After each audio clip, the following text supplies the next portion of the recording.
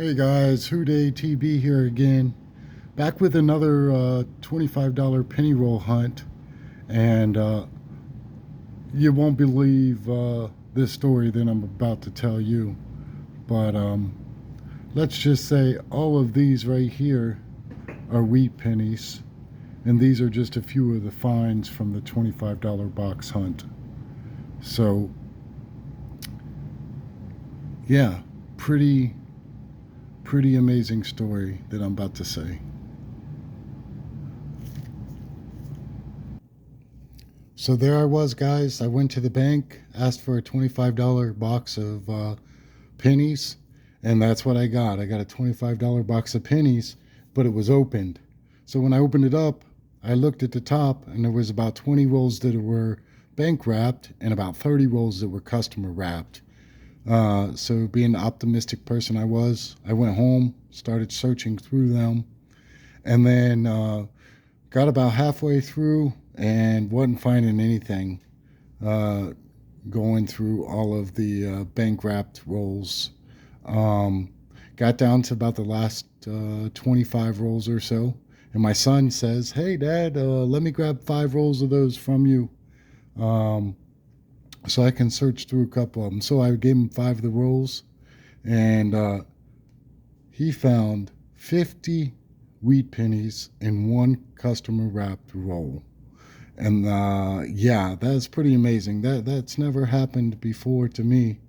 And if I swing you over here to take a quick glance at them, I got them separated by decade. So on your far left are 1920s, then you have your 1930s, the 1940s, and the 1950s.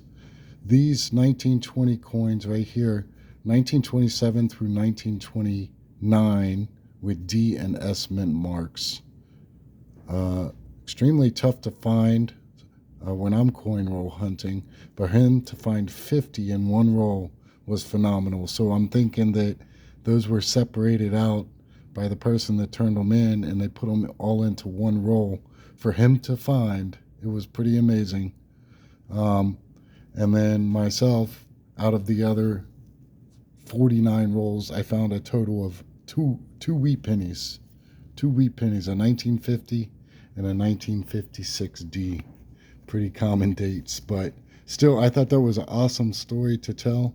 It's something that probably won't ever happen again, but yeah, it was pretty amazing. So let me go and let me show you a couple of the finds that I did find in the customer wrap rolls that I don't find every day, and I'd like to share them with you. So first, here's a foreign coin. I found 3 total foreign coins. This is a euro, 2 cent euro from the Netherlands. On the back, it has, well, actually, what is going on here?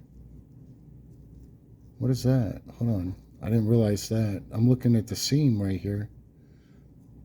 I don't know if you can see that. There might be 2 of them in there. I have no clue. I didn't even realize that that was like that. I got to look at that a little bit more in detail. Let me look at this, guys, and then I'll bring you right back in. All right, guys, so I'm back. After doing a little bit of research on this Euro coin that I found, uh, I got a couple of them from Germany, and they all look the same. So I'm thinking more than likely they do that so that it's a groove on the inside of that coin so that maybe people can tell the difference between a 1 cent and a 2 cent piece.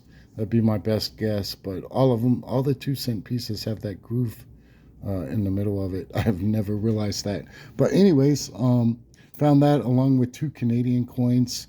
Then I found 5 1959 coins. I like keeping those, plucking those out, because that's a transition year from the wheat back to the memorial back. This is the best one that I found there. This is 1959. It's got a lot of a lot of character still. Pretty nice.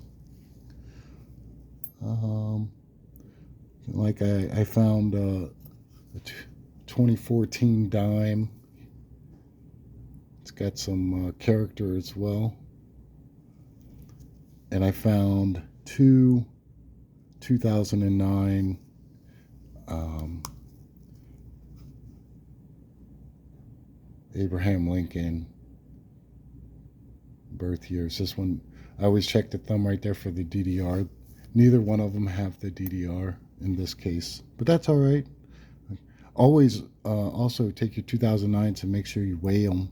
There are some out there. I found one in the past that weighs 3.12, and it's composition of copper. So these ones from 2009 weigh out as zinc, but there are variations out there that are made of copper. So keep your eyes open for those. All right, I want to show you just two more coins that I found during my hunt that were kind of oddities. This one is a 2021, and looking at it under the scope, right here by the date, all right, first I thought it might have been some type of some glue or something like that, but after further inspection, this whole area right here appears to have some type of strike through that went through it, and it displaced the metal from the two up here, along with blobbing it on the edge here. So this area is struck through, and it leaves this metal residue raised. Very interesting coin. And then lastly, I want to talk about my favorite find of this hunt. This is 1985 D over D WRPM. Right? So what I'm talking about there is right here, 1985 penny. You come down here to the D mint mark, and you can see right there to the right into this area right here on the inside. You've got this strike. This is where the mint employee had struck the working die twice with the D, leaving that second mark to the east side of the primary mark. So it's pretty nice to have a repunch mint mark that I can clearly identify out of Wexler's in my collection. But like I said, all these finds were found within probably the last 15 to 20 rolls of all customer wrapped rolls. Didn't find anything except for 2 wheat pennies out of the bank wrapped rolls. But just wanted to share that story with you guys. I thought it was phenomenal that my son had found 50 wheat pennies in a customer wrapped roll, and that 11 of them were from 1920s. 5 of them were from the 1930s, with a really nice one too, a 1933, which had just over 10 million minted. So really nice. And then the rest were 1940s and 1950s.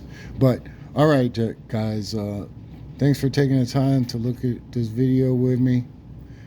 Thanks for your patience as I continue to figure out the best setup. But if you like this content and like to see more of it, just go ahead and like and subscribe to my channel. It'll help me out a lot as I continue these hunts and sharing my finds with you guys along the way. Until next time, Houday TB. See ya. I'm out.